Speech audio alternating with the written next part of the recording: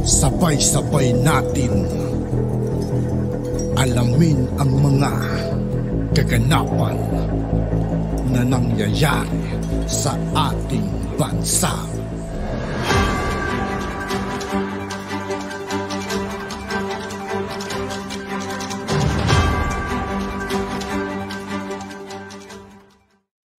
Yo, what's up mga kaibigan? This is I2K po again. Ngayon nandito naman ulit tayo sa channel ni Pinas News Insider. Dito naman ulit tayo magbibigay ng komento at reaksyon. Kaya samahan nyo ko guys, let's go! Ang balita ngayon, trending at viral ngayon sa social media. Ang di umano'y balitang tuloy na nga at wala nang makakapigil. Proyekto sa pagpapatayo ng panibagong Manila International Airport sa Bulacan, kasado na. At wala nang ang balak pa si Pangulong Bongbong Marcos.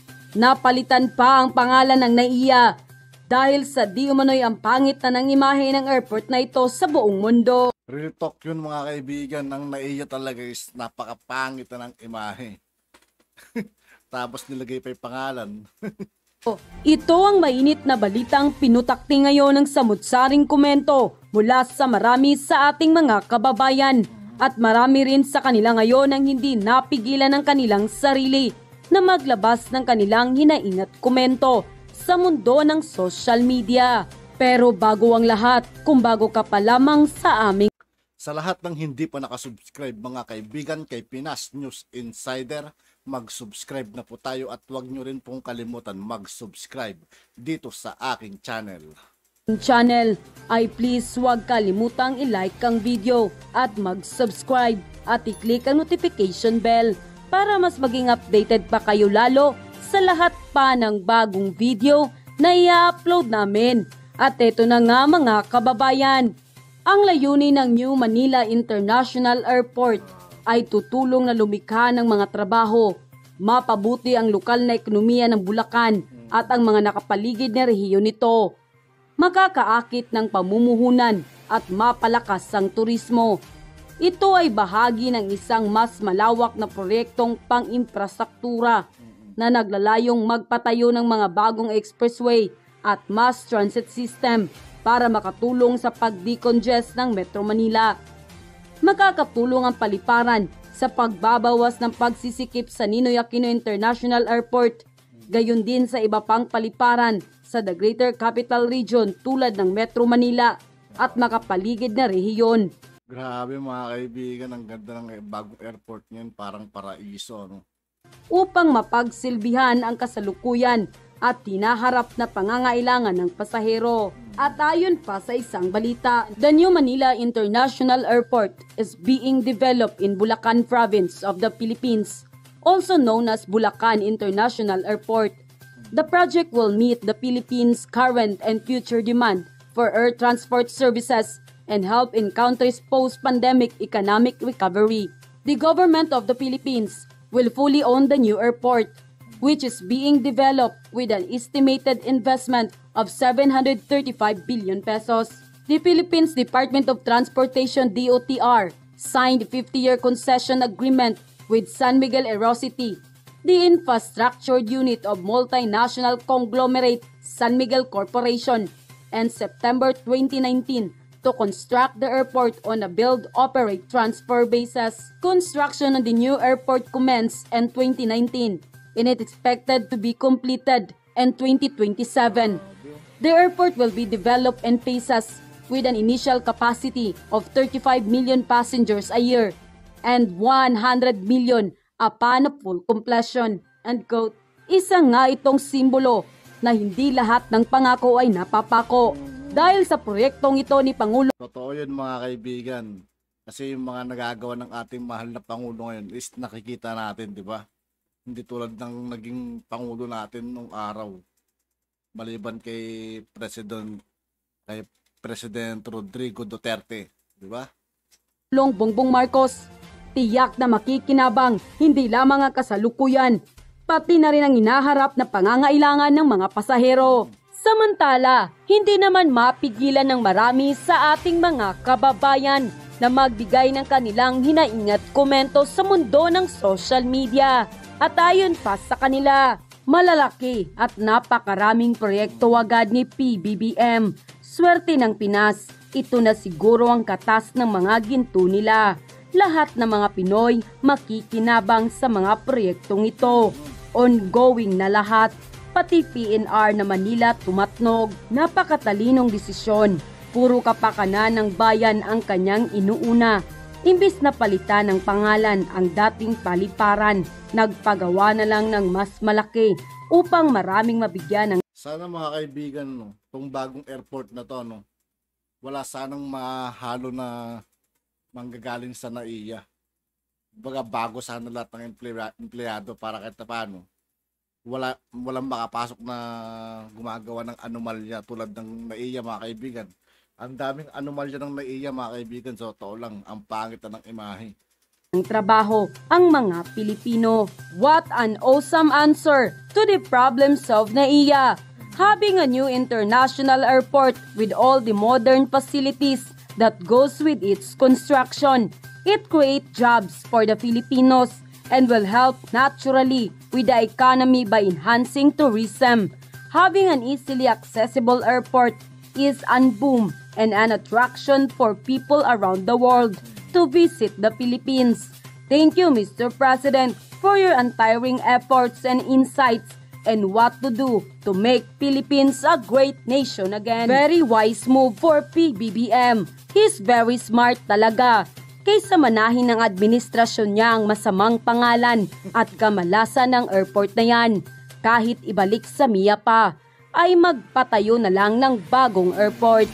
At least, tatak Marcos yan at siguradong first class, kagaya ng mga projects na itinayo ng dating President FEM at First Lady Imelda Marcos na hanggang ngayon ay pinapakinabangan pa din. End quote.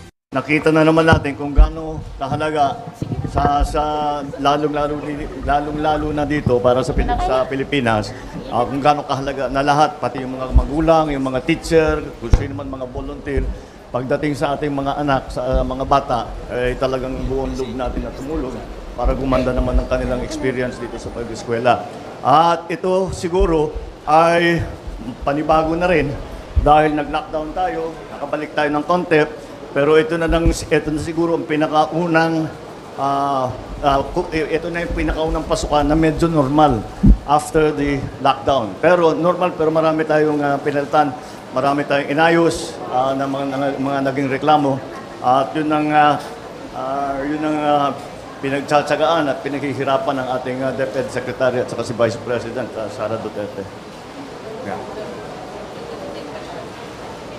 Sige, let's take a few questions. Mr. President, magandang umaga po. Good morning. In connection po sa Brigada Eskwela, since preparation naman po ito sa darating na pasukan, Mr. President, any update po doon sa mga eskwelahan na nasira ng Bagyong Egay? Based po sa report na nakakarating sa inyo, pwede na po bang magamit yung mga classrooms na sinalanta ng bagyo? Hindi pa lahat. Kasi nung tumama yung bagyo, sabi namin anong magagawa natin sa isang buwan. So far, basta kung ano yung kaya natin gawin together pa with kasama pa yung ating mga LGU ay ginagawa lahat para maayos natin yung mga nasira. At patuloy naman, dapat ang school building program, pero talagang na malaking sagapan itong weather natin. Yes, yung mga tinamaan po ng Bagyong Egay, sila po yung priority natin sa budget natin for repairs this year. Pero kung hindi po umabot yung repairs nila by opening ng August 29, ay immediately po i-implement ng ating mga paaralan yung blended learning program natin. Dahil wala na pong learning disruption ang direction ng Department of Education, lagi pong blended learning or in-person classes. So, tutuloy-tuloy ang pag-aaral kahit merong problema sa classroom. So, yes, so yun ang naging temporary solution natin. Balik tayo dun sa sistema mga dampo natin nung lockdown. Hindi pa magamit yung school building facilities. Salamat po. Thank you. Salamat po. Next question. Next. Alan Francisco, PDB4. Hi, Mr. President. Good morning. Hi, VP Sara. Magandang umaga po. Sir, can we get your reaction or comment on the launching of DepEd of the Matatag curriculum, sir? It's very significant because here we are trying, ang sinusubukan natin gawin ay ayusin ang curriculum para maging mas bagay sa pangangailangan ng mga batang Pilipino. Kasi nakasama na rin dahil mga tatlo includes all our efforts na para pagandahin ang mga international score natin, especially when it comes to STEM at tinatawag na STEM subjects. Also, binibigyan natin ng pagkakataon yung mga after 10th grade na mamili kung sila ay mag-vocational, mag-technical training o itutuloy nila. So that's more or less the big system changes that we're doing. Yes, apo. Itong matatag curriculum, this is the legacy of the Marcos administration sa basic education natin sa ating bansa. Lahat po nung nakita na problema ng mga international and local education experts natin, in-address po namin dito sa bagong K-10 program. Una na dito yung napakaraming learning competencies. So from approximately 11,000, napababa natin to 3,000 ang mga learning competencies. And sa key stages, grade 1 to 3, dati 7 subjects tayo, binaba natin sa 5 subjects with a focus on math and reading. And then, ang science natin papasok pag grade 4. Para na ako education expert na. Thank you po. Thank you, sir. Thank you, VP. Miss Jinky Baticados, IBC 13. Sir, sinusuportahan niyo po ba yung ipinapanukala, yung opening ng classes ibabalik sa dati sa pre-pandemic pandemic schedule? Thank you po. Pinag-uusapan nga namin. We were talking with the teaching staff here. Tinatanong ko sa kanila ano yung preference nila. Pinag-aaralan natin, the DepEd is in the process, sila sa kasalukuyan, ay meron silang ginagawang study kung ano ba talagang pinakamaganda. Siguro ay malaking tanong yan hindi ganoon kasimple yan kasi nung pinaltan natin yung schedule dahil may pandemic, tapos ngayon naman climate change ang kailangan natin pag-usapan dahil sa schedule ngayon napakainit at pati yung mga bata hili-himatay na, kaya kailangan natin isama sa ating pag-aaral yan kung ano yung mga dapat gawin. So wala naman kaming preference, mas gusto namin ito, mas gusto namin yun, hindi naman. Titignan lang talaga natin kung ano yung pinakamaganda, both for the kids, especially for the children, at saka sa mga teacher, at saka sa mga administrative non-teaching staff. Dahil kailangan papapasukin natin sila, mainit na masyado, baka hindi na kayang gawin ang trabaho nila, magkasakit pa. Sir, last question, Let Narciso, DZRH. Good morning, Mr. President. Sir, isa po sa mga ipinangako ninyo noong kampanya, yung pagtaas sa sahod ng teachers. Pero sa proposed 2024 national budget po, walang alokasyon para sa salary increase. Kailan daw kaya yung kanilang dagdag sahod? Meron tayong increases sa salary standardization law, in tranches yun every year. And noong pagpasok namin last year, pag-upo ko, nagutos si Pangulong Marcos na mag-procure ng study ng hindi lang yearly increase but the long-term outlook kung paano ba dapat ang increases ng sweldo ng ating mga teaching and non-teaching na DepEd personnel. So we're waiting for the result of that study na nandoon yung increases and then nandoon din yung pagkumpara niya sa inflation at sa mga economic indicators, forecast ng economic indicators sa mga darating na taon. Mr. President. Thank you, Malacanang Press Corps. Thank you, Madam Vice President.